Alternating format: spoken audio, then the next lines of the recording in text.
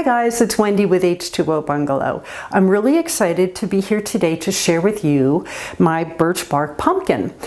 I'm up in the North House. I'm working on decor for this season, and this is going to just be so darn cute.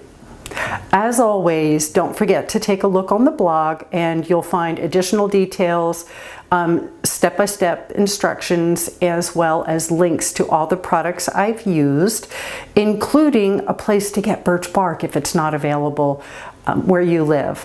While you're there, don't forget to subscribe. So this is what we're looking for when we're looking to collect birch, and we go for trees that are down in the woods and dead.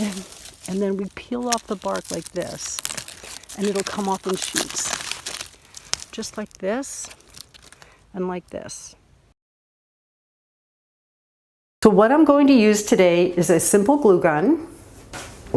I have some Gorilla Glue mini glue sticks, and I have a wide variety of birch bark that I've picked up on my walks. The thinner, the better. So let's get started. Okay, so what I'm going to do to start with is take my birch bark and I'm going to separate like this as much as I can. So what I'm trying to do is to get very thin and pliable pieces, and your birch bark will look like this depending on where you're from. I try to find the whitest I can in the woods, and I'm going to peel pieces off. The sheets are good, although I may be cutting them down.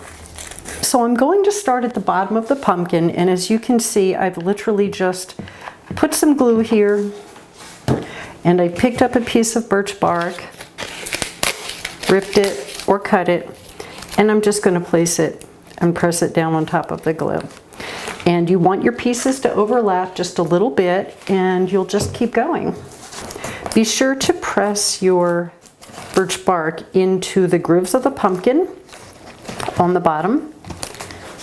The next thing I did was work on the grooves, so it was really easy to take the thin pieces of birch bark and put them right along the groove and press them in, and that way you'll keep better definition. Make sure you're overlapping on the bottom and gluing, and just glue as you go along. So now you can see I've got all of the ribs on the pumpkin covered, and I'm going to start filling in each of the sections. So it's the same idea, other than this time I'm going to definitely go with the light colored bark. The bright white colors, the prettier white that I can find, is what I'm going to use for my pumpkin. Again, if you can split your wood on the bark, it's always easier to handle. And then you're just going to rip each section. It's pretty easy. And you'll start at the edge of each pumpkin section, and you'll just work kind of towards the center. So, okay, so you do want to be sure that you're overlapping your wood, so you're covering the edge of the last piece, and that way you're not showing any of the paper mache through.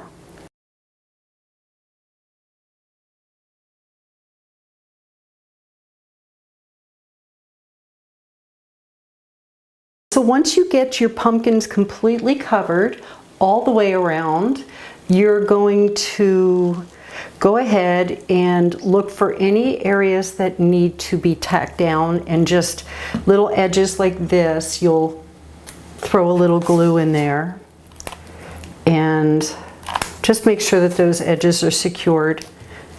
So you'll go over your pumpkin like that. You have a few different choices for your stem. I covered this stem with moss, and I found a bunch of moss on the bark that I used for my little pumpkin. And my big one, I'm going to try something new, so I've cut a bunch of pieces of moss on bark, and I'm going to glue them on the stem, and we'll see how well this works.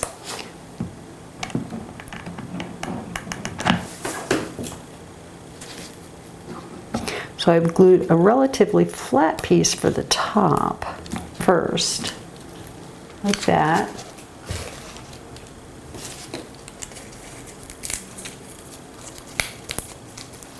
And then the other pieces I'm just shaping to the stem, and I'm going to glue on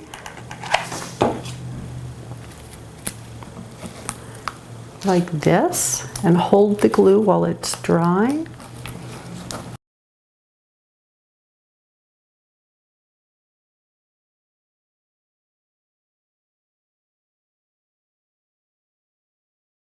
I think the key for this one is to just find bark pieces that are similar in shape and then just break off the pieces that you need to fill in the gaps around your stem. And there you are.